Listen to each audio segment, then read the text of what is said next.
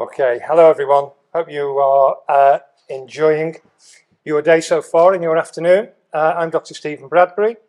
I am a senior lecturer in sport equality and diversity, and I'll just say that I have been here at the university for 24 years. And the only reason that I say that is that I understand that after 25 years, you get a cheque for 250 quid. Is that right? Just note that down. Right, okay. Thank you. I know my worth, and it turns out it's £10 a year, so thank you very much. Welcome, everyone, and certainly welcome to our three esteemed guests today. I'm going to do some short introductions for them, so sit back and prepare to be amazed at their achievements thus far. But firstly, to my immediate left, Barrie Houlihan.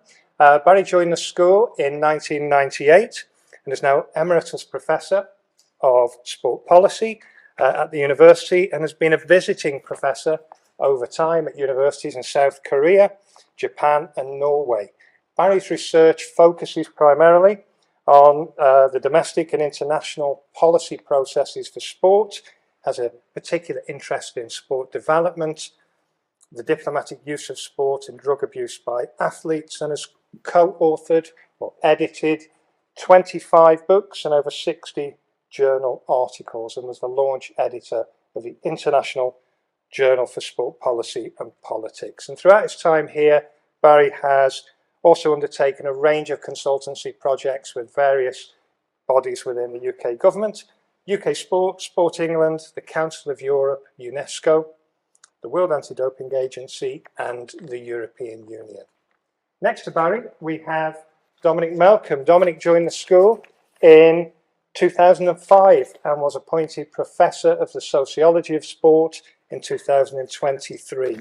Dom's early research established, I think, his reputation as a leading sociologist of cricket, but over the last decade or so has shifted towards examining the intersection of sport, health and medicine, leading to his recent appointment as chair of the book's Concussion Working Group. He was editor-in-chief of the International Review for the Sociology of Sport. In his latest book, The Sociology of Sport, a Manifesto for the 21st Century, sounds grand, doesn't it, that one, is out on Monday, this week or next week? Copy arrived yesterday. And thirdly, last but not least, Leanne Norman. Leanne joined the school relatively recently, in late 2025, I think. For the beginning of 26, January 26, and is Professor of Women in Sport at the university and also leads the Women in Sport Research Hub. I think Leanne's going to say a little bit more about that development.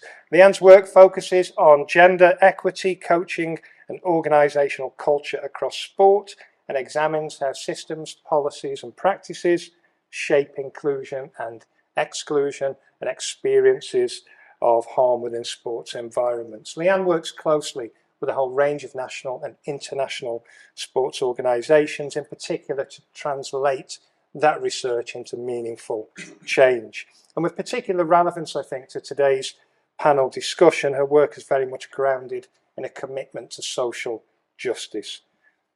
Her work's very much about creating a safe and more inclusive space within sport. So, my sinus-blocked voice soon to finish. I'd like to move to the first of our guests today, to Barrie. If I could begin with you, Barrie. As I understand it, you joined the school in 1998 and over the years have worked with a whole range of immensely talented academics, from my fading memory, the likes of Ian Henry, Mike Collins, Mick Green, Tess Kay, and many, many more, certainly within that sport and leisure management group as I remember it. I wonder whether you could tell us a little bit about the genesis of that group and the contribution that it's made over the years to this particular field around policy, politics and social justice. Okay, thanks, Stephen. Do I need a microphone? Yeah. Yes. Yeah? Okay. I'm easily intimidated. When I arrived, the recreation management group was already well established. And I think one of the leading figures, one of the pioneers, in fact, was Sue Gliptus, who unfortunately I didn't have the opportunity to meet. But the tone that she set for the group, the work of the group, I think was very clear. And as Steve indicated, it was very much around inclusion and creating opportunities for participation at the recreational community level. So Ian Henry, again, another major figure in those early years of the group, was focused on, he came from a background in leisure centre management and was very much concerned with creating opportunities for community level involvement in sport. Very much reinforced by Mike Collins, who came to us from the Sports Council at a time when the Sports Council and the Sports Councils, and Sport England now seems to change its policy objectives fairly frequently, but at the time, its policy objectives were about community level sport. Sport in the community was the policy document at the time. And Mike sort of added weight and momentum to that.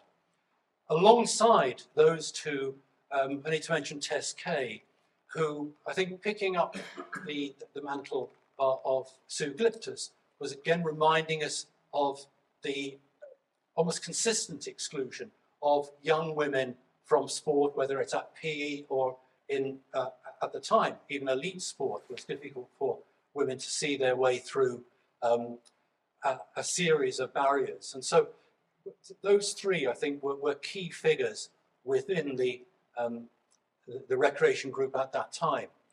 Since then, the concerns of the group sort of gradually widened to take into account, I think, the changes in the sports industry. I mean, at the time, we didn't talk about the sport as an industry, but it rapidly became an industry. And there was an old sort of phrase trying to capture that transition and that maturing of sport industry. We say going from the kitchen table to the boardroom. But we were at the time when it was moving almost from the boardroom to the hedge fund and the sovereign wealth fund. You know, it was a rapidly changing economic environment for sport. And I think it's true to say that many sport organizations were just taken by surprise. They found that they were getting huge inputs of money, either from government, but mainly from commercial sectors, and to be honest, didn't know what to do with it. And so it was a very dynamic environment for sport organizations at a time which, from the point of view of research, was an exciting time to be looking at the world of sport. One other factor which encouraged the broadening of the remit of the group was the sort of students we were getting. We'd established a master's degree in sport management, and that was bringing us international students who, while they were sort of fascinated with county sports partnerships and what was happening at a local authority level, they weren't that fascinated by it. We needed to change our curriculum so that they were engaged, and we needed to look for topics and concerns that were international, and that encouraged the direction of our research as well. And I suppose the third factor, which resulted in the broadening of the group, was the sort of staff that were coming in. So people like Mike Weed, whose focus was on the Olympic movement. In parallel with that, Ian Henry had established the Institute for Olympic Studies. So that was reinforcing that orientation to away from the community and almost away from the national level to the international level. So those changes were coming through with staff appointments, Lee Robinson, I'm trying to think of the others, Mick Green, who again had a concern which included the community level, but beyond that. Do you want me to keep going? No, I think we should give the other two a chance. Like all academics, okay. I can talk on any topic for 45 minutes. Should have said that in the introduction as one of the additional skills. Dom, picking up really on a number of the points that Barrie made there. You arrived in 2005, and since that time, parallel to what Barry's been talking about, really, the sociology of sport has kind of gathered pace within the school, such that at the present time, or over time, we've developed into a kind of globally renowned, if you like, kind of cohort, a world-leading professoriate at the top of that. But I wonder how we got to that point. Who were the key sociologists who really put Loughborough University on the international map? Yes, thanks, Steve. So the International Committee for Sports Sociology, as it was founded 61 years ago. And they were founded as a combination from the International Sociological Association, the International Council for Sport and Physical Education, and also UNESCO. And part of the rationale for this was to bring peace to the world. It seems remarkable now that they chose sociologists to do that. I think we've been as successful globally as we have locally, perhaps. But there was an explicit desire to bring together people from, for instance, Russia, Cuba, East Germany, and so on, and have them all working together and use sport as a force for good. And that broadly explains the structure of the sociology of sport in its early years as this combination of sociologists, physical educationalists, with an idea that sport might be used for a particular purpose and social good. One of the earliest sociologists of sport was somebody called Eric Dunning, who was at Leicester University. I think he's known to many of the people here because he was external examiner here. Dave Bunker, when he found out that I knew Eric, said, Eric was a brilliant external examiner. He always spent longer choosing the wine than he did looking at students' marks. And Eric was the supervisor of Joe Maguire, who was the first sociologist of sport to be appointed at Loughborough University in 1988. Eric also had a formative role in Steve's supervisor. And Steve was, I think, one of the second UK sociologist of sport to be at Loughborough University. I think there was Kevin Young as well, who also studied at Leicester. And Eric Dunning was also my, I'll say, mentor, drinking partner as well, to some extent. And to some extent, the connection with Leicester has been really significant in developing sociology of sport here. The other significant factors have been our involvement in that international community. And Joe Maguire became president of the ISSA, I think in 1998. And he had a really formative effect on the ISA. So he did two things which were really important. He took the ownership of the International Review for the Sociology of Sport out of the hands of an East German publisher and located it with Sage. And that's created an income stream that has supported the organisation ever since. The second thing Joe did was to rewrite the mission statement for the ISSA. And interestingly, for this panel in particular, he put in very explicitly the role of the sociology of sport in terms of social justice. And he talked about the role in sociologists in making the world a better place, maybe not establishing global peace, but making sport be used for forwarding the human condition. And so it wasn't just about performance sport. In fact, it's very specifically not about enhancing sport performance, but it's about a broader impact. And you can see kind of legacies of that now. And we, I think, as a university, are very proud to hold the UNESCO chair for sport, physical education, and some other terms as well, development, I think. And it shows a link back to those 60 years, but I think throughout that time, we've had a really, really strong presence. I was trying to think, in the last 30 years since Joe became president of the ISA, there's been a Loughborough member of the executive board, or a Loughborough alumni as a member of the executive board, for all but about 3 or 4 years. So it shows the kind of impact that we've had internationally. Leanne, if we could bring things up to the present, which is really where Dom has kind of brought us to.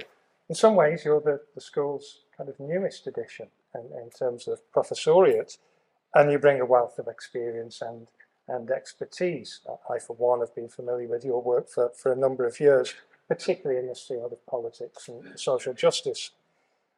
Bringing a kind of fresh insight and a fresh set of eyes to this discussion, what appear to you new to the group as you are, to be the key strengths of our school in this space?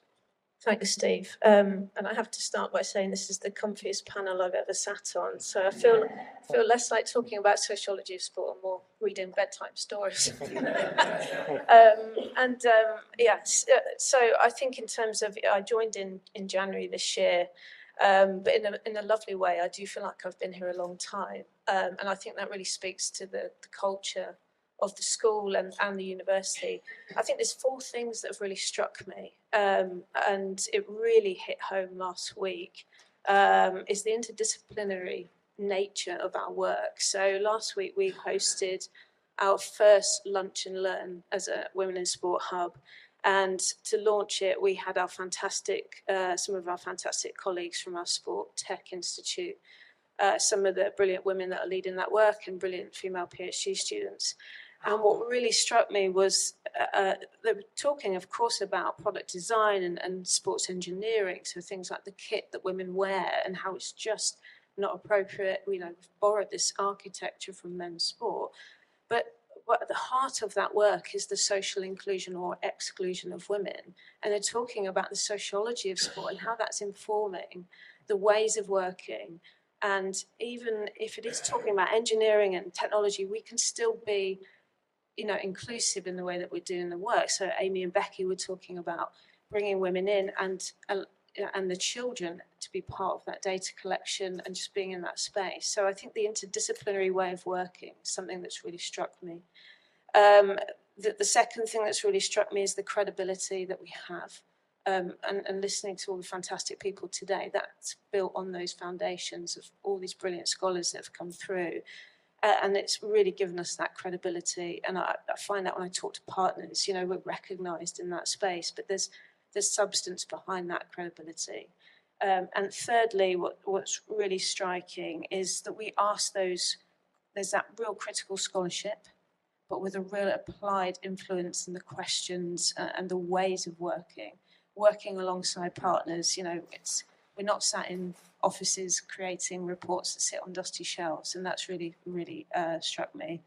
And then finally is the comfortableness, if that's a word, how comfy people are with asking those perhaps more tricky critical questions, because it's difficult, right, working in sports sociology, particularly working in gender equity. It's easier than when I started.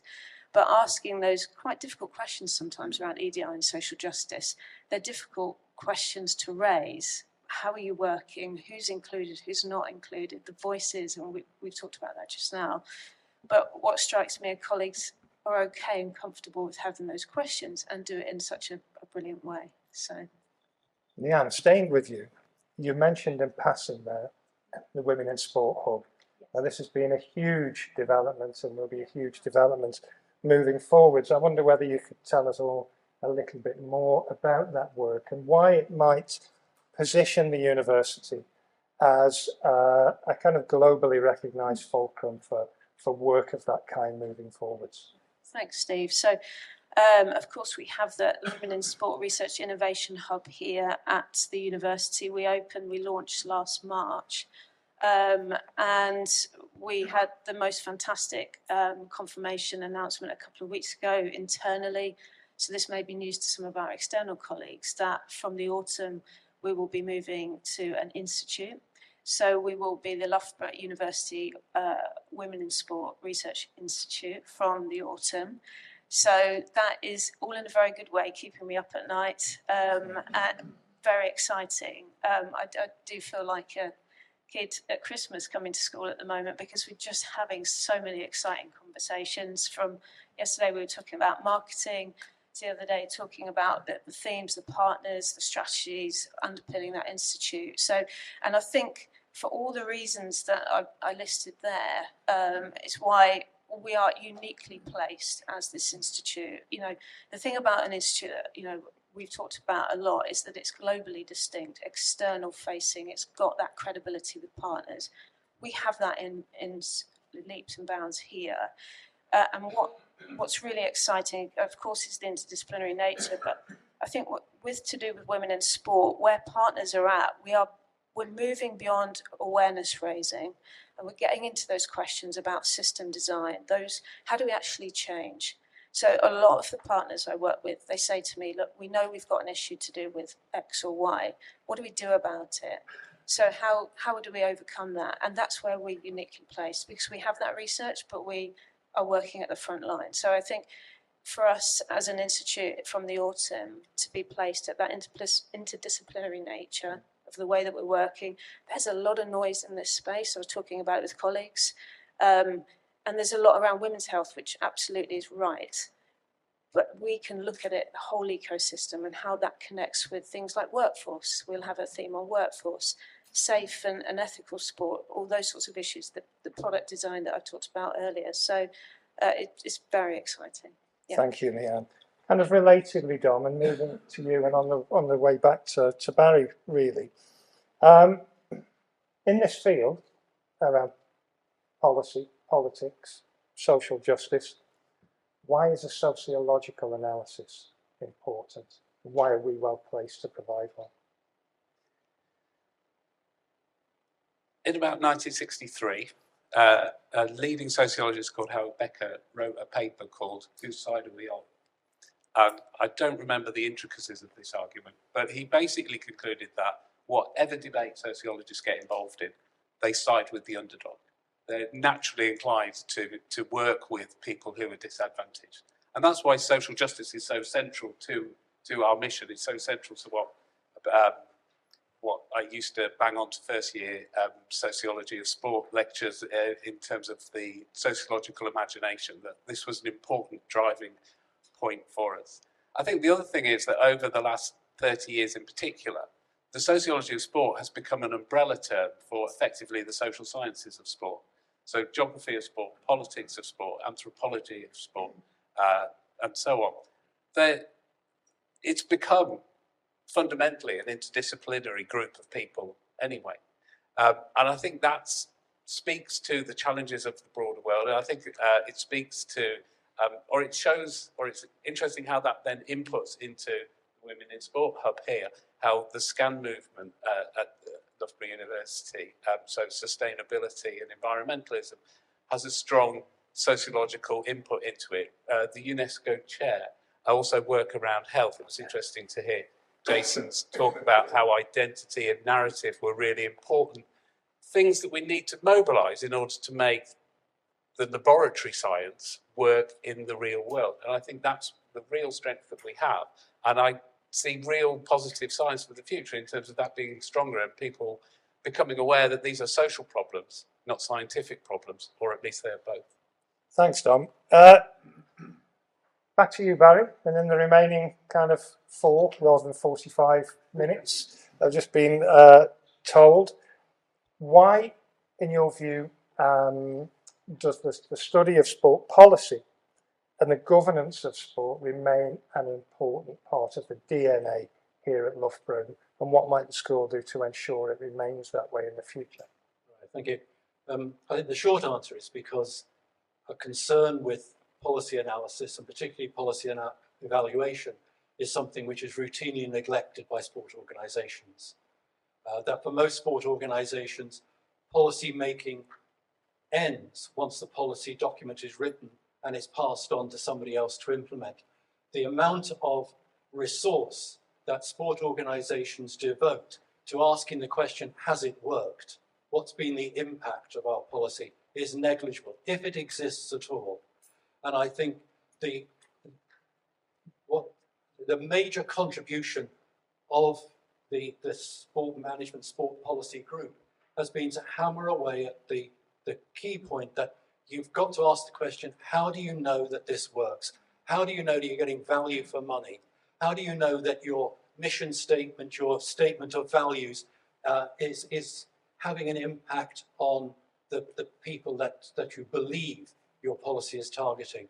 And I've been looking at sport policy for 40 years or so, and the question hasn't really altered. I can't say that organisations are better at asking that question or even willing to ask that question. What I think has been fundamental or crucial in the work that has developed at Loughborough is, first of all, the the work of the Institute of Youth Sport, which Mary Neville has left now, but Mary Neville ran that, and a lot of the work that we did was asking the question, has it worked? How do you know that it's worked? Well, your multi-thousand, sometimes multi-million interventions in getting higher levels of participation by children. How do you know it's worked? How do you know it's having that impact? And a lot of that work was done in conjunction with the Youth Sport Trust. And it's still painful to me that the structure that the Youth Sport Trust was so instrumental in establishing around school sports partnerships, which did have a measurable impact on the health and behaviour and academic achievement of young people, was cast aside by the government, and maybe trying to rebuild it now, but a lost opportunity.